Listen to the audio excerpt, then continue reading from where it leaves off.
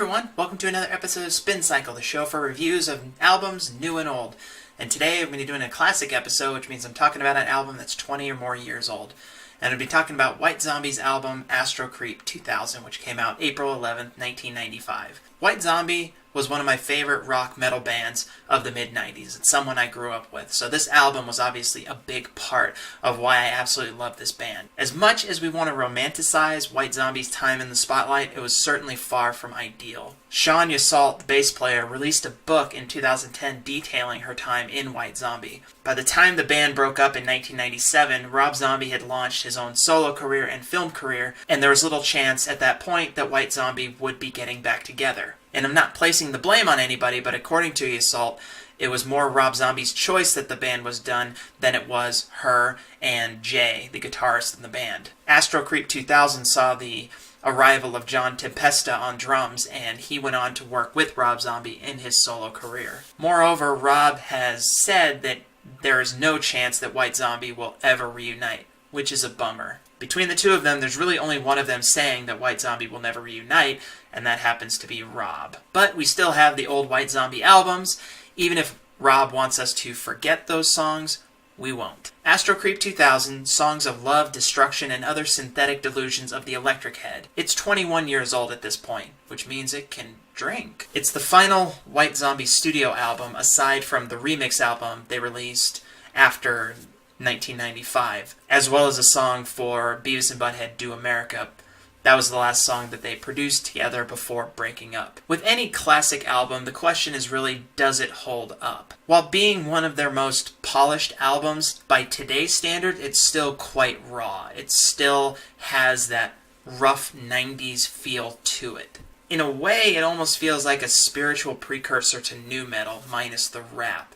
It has a lot of groovy sounds, a lot of samples, specifically from horror movies, as well as some heavy riffs to go along with that. But overall, it's still a unique piece of art.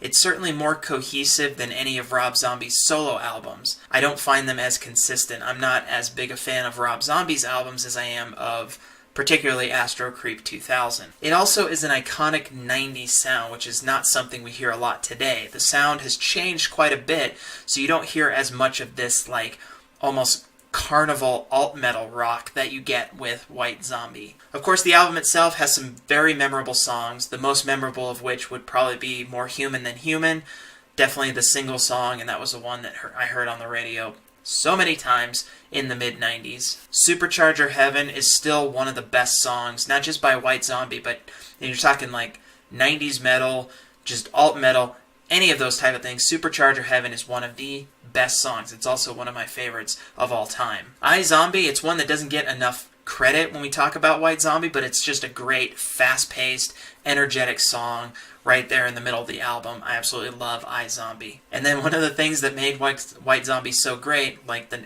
name of the album, has a unique song called El Phantasmo and the Chicken Run Blast-O-Rama. That is such a great title. By today's standards, by any standards. Fantastic title, great song too. But my favorite song has to be the opener, Electric Head Part 1, The Agony. It just starts the album off on a great note, good, dark intro, goes right into some drums, guitar, and just is a fantastic song all around. I absolutely love this song. Even to this day is one of my favorite songs. Overall, this is classic 90s alt-metal, if not the iconic alt-metal album of the mid-90s. And it certainly cements White Zombie as one of the greats, even if it only cemented them for such a brief time. So I absolutely believe that this album does hold up, and as much as I would love to see White Zombie get together, I know that that is not a possibility. So without them, I'm going to have this album, and I'm going to continue listening to this album for years to come, because it is, again, one of my favorite songs, and certainly an icon of my formative years, and certainly one of the best alt-metal albums of all time. Speaking of the 90s, here are my top 5 for the week of songs that really make me think of the 90s. First, Pearl Jam's Jeremy. That's such a 90s song in so many ways. Plus, it's off of my favorite Pearl Jam album, 10. Natalie Imbruglia's Torn. That's one of those songs that it just when you hear it, you think of when that song first came out and how it was such a huge hit. and it's very much a 90s sounding song. Bone Thugs and Harmony's Crossroads, their ode song to Eazy-E and so many others that they lost. That song, I remember watching that music video after school all the time. It came on almost every day, and it just reminds me of the 90s. Third Eye Blind's Semi-Charmed Life, another song that just has that like 90s kind of college rock vibe to it.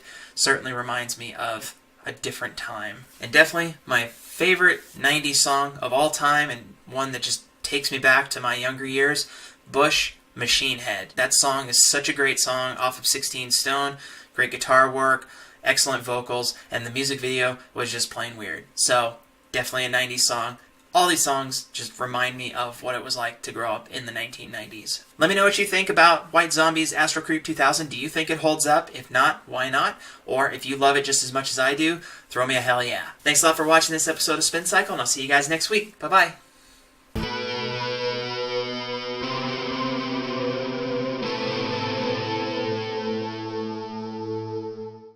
Hey everyone, thanks for watching this video. Be sure to keep up on all of my YouTube videos by clicking subscribe, and if you're already a subscriber, thank you, and you rock. Also visit my homepage at dekessner.com where you can find out about all my various other projects, including my written works. How about that?